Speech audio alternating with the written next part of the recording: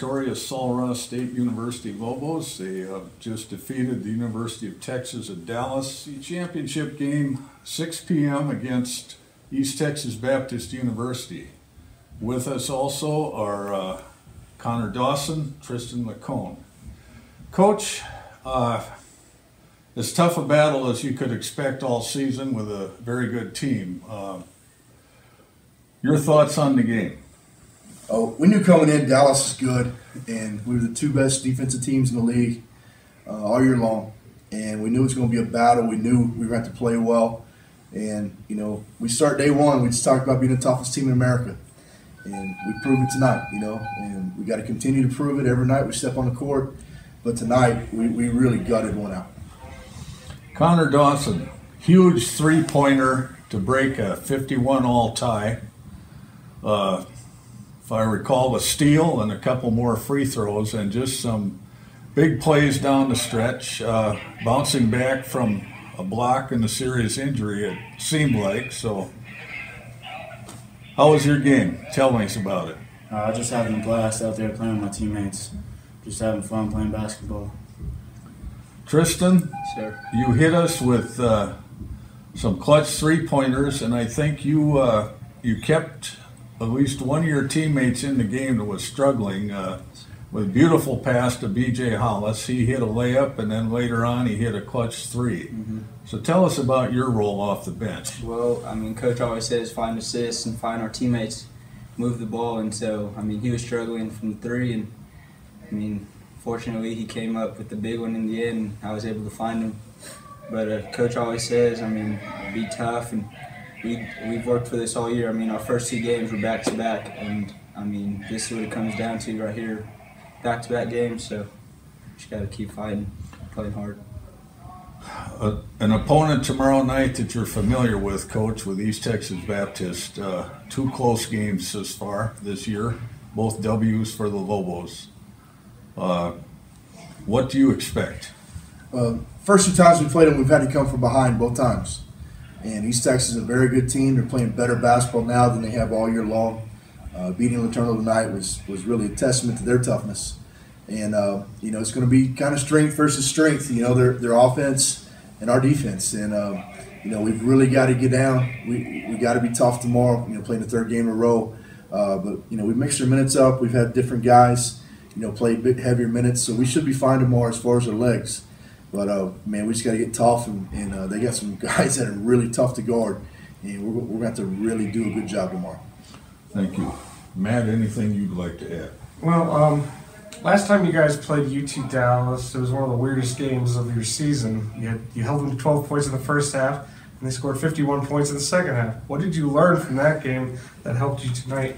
I think we learned that they're good, you know, that they're a tough bunch, and they're capable of really putting a good game together. And we know that Demetrius Underwood is probably, you know, physically the most talented kid in the league and really a tough player. But, you know, we did a great job. CJ and Steven did a great job keeping the ball in his hands and forcing. I think he was 3 for 12 today.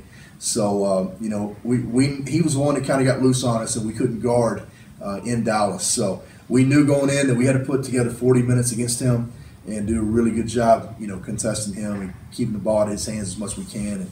And then we knew we had to rebound. You know, we had to rebound, and I think we won the rebounding battle today. So, you know, it was just a really tough game. Can you talk about Connor's development and contribution to the team throughout the year? I want to kill him by half the time, to be honest with you. Connor's one of those guys who has enough confidence in himself to last for his entire lifetime. And sometimes that's the best thing that he can have, and sometimes it's the worst enemy he has. But tonight it was really good for him. And, you know, there's not a shot that he won't take that he doesn't think he's going to make. There's not a play, not a defensive play. You know, he's a lot of fun to coach, even though I want to wring his neck sometimes. But he's a competitor, he's a warrior, and when he's got it all channeled in the right direction, he's a really good player. Talk about the man on your left. I mean, just a talented freshman. You know, don't even know how good he's going to be yet. You know, both these guys. We got a really bright future with these two. BJ Hollis struggled from the line tonight, but when it came time to make the shot that really mattered, he buried it. So you talk about a freshman in Tristan and sophomores and BJ and Connor and I tell you, we got good young kids on the bench that really don't get a lot of playing time because some of the older guys are playing. But we got a bright future here at Sul Ross. We got really good young players, and hopefully we're going to be playing in games that mean this much to us for a long time to come. Coach, if you lose tomorrow, how do you feel about one of the 22 at-large bids? We're not getting in. If we lose tomorrow, we're done. Randolph-Macon was ranked 2 in the region, and in a region that was probably going to get 2 at-large bids, and they lost today in their tournament. So Emory is not going to get their automatic bid out of their league. So Emory's number 1 in the conference or in the region. So Emory's going to get an at-large bid, and my guess would be things unless the rankings change drastically. My guess would be that Randolph-Macon's going to get that. So tomorrow is either win and make the tournament or lose and hang up the jerseys. And it's sad that it's got to be that way because we're a good team. Laterno's a great team. Laterno's got 23 wins. They deserve to be in the tournament. No doubt in my mind, they deserve to be in the tournament. And it's just the way that the system's set up, the ASC is a little bit behind the 8 ball when it comes to things. And we really have to look at what we do as a league and some of the policies we have and some of the things that we do.